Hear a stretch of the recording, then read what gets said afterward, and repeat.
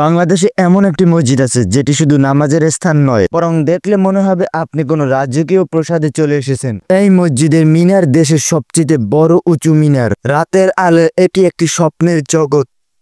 এবং এই মসজিদে পিএসপি কোরআনের আলো অনেকবার অনুষ্ঠিত হয়েছিল। হ্যাঁ, আমি বলেছিলাম বরিশাল গুটিয়া মসজিদের কথা। তাহলে চলুন বরিশাল গুটিয়া মসজিদ থেকে ঘুরে আসা যাক। আমি একটি চকলেট নিয়ে খেতে খেতে বের হয়ে পড়েছি বরিশাল গুটিয়া মসজিদে যাওয়ার উদ্দেশ্যে। আমি এখন যাব বরিশাল নতুল্লা বাস। আমি নতুল্লা বাস থেকে মাহেন্দ্রতে উঠবো। মাহেন্দ্রগুলো হচ্ছে বানানীপাড়া, মাদকপাশা, এইসব মাহেন্দ্রতে উঠবো। এই নতুল্লা বাস থেকেই দেশের সব জায়গায় বাস চলে যায়, আর এখান থেকেই মাহেন্দ্রতে উঠে পড়েছি। মাহেন্দ্র ভাড়া নিয়েছে 50 টাকা করে, একদম গুটিয়া মসজিদের সামনে নামিয়ে দিবে। এবং যেতে যেতে আমি চারপাশের পরিবেশ উপভোগ করতেছি, আর মাহেন্দ্র তার নিজ গতিতে চলে যাচ্ছে। প্রায় 30 মিনিট পর চলে এসেছি বরিশাল গুটিয়া মসজিদ। ঢোকার সাথে সাথে একটি গেট পাবেন, তারপরই পাবেন একটি রাজকীয় ভাব, মনে হবে কোনো এক রাজপ্রাসাদে প্রবেশ করেছি। এই মসজিদটি ব্যক্তিগত উন্নয়নে নির্মাণ করেন এস.এম. সাইফুল আহমেদ সান্টু 2003 সালে 16ই ডিসেম্বর, এবং মসজিদটি সম্পূর্ণ হয় 2006 সালে। এবং 14 একর জায়গা জুড়ে এই মসজিদটিতে কমপ্লেক্স রয়েছে এবং হেলিপ্যাড রয়েছে, নামাজের স্থান রয়েছে, মহিলাদের জন্য নামাজের স্থান রয়েছে, এবং এতিমখানা রয়েছে, মাদ্রাসা রয়েছে, হেলিপ্যাড রয়েছে, তারপরে পুকুর রয়েছে, ও সাথে ঈদগাহ মাঠও রয়েছে।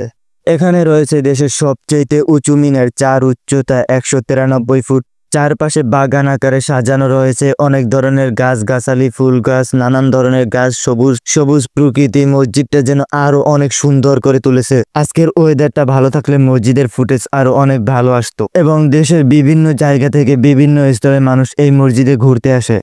আমার কথা হচ্ছে, মসজিদ যত সুন্দর হবে তত মসজিদে যেতে ভালো লাগবে, এবং যত মসজিদে যেতে ভালো লাগবে তত ইবাদত করতে ভালো লাগবে, আর যত ইবাদত করব তত ইসলাম সম্পর্কে জানবো এবং আমাদের ঈমান শক্তি বৃদ্ধি পাবে। আমি দেখতে পেয়েছি এখানে নানান ধরনের মানুষ আসতেছে, শুধু মুসলিম ধর্মের না, অন্য ধর্মের মানুষ আসতেছে, খুব ভালো লাগতেছে।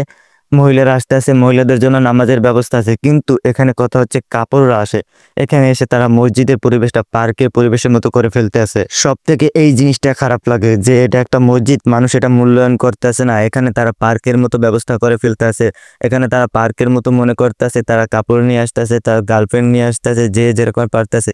তারা এখানে মসজিদের যে সৌন্দর্যটা উপভোগ করবে সেটা করতেছে না, তারা নিরিবিল জায়গা খুঁজতে আছে।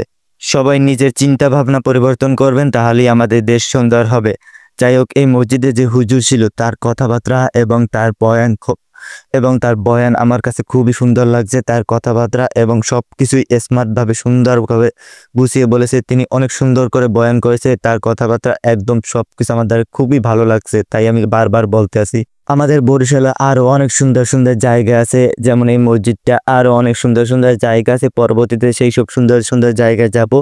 আজকে এই মসজিদটা ঘুরে দেখলাম, আমার কাছে খুবই ভালো লাগছে। আমার কাছে একদম একটা রাজপ্রাসাদের মতো লাগতেছে, এবং এখানে পরিবেশটা একটু চেঞ্জ, তারপর ভালো লাগছে।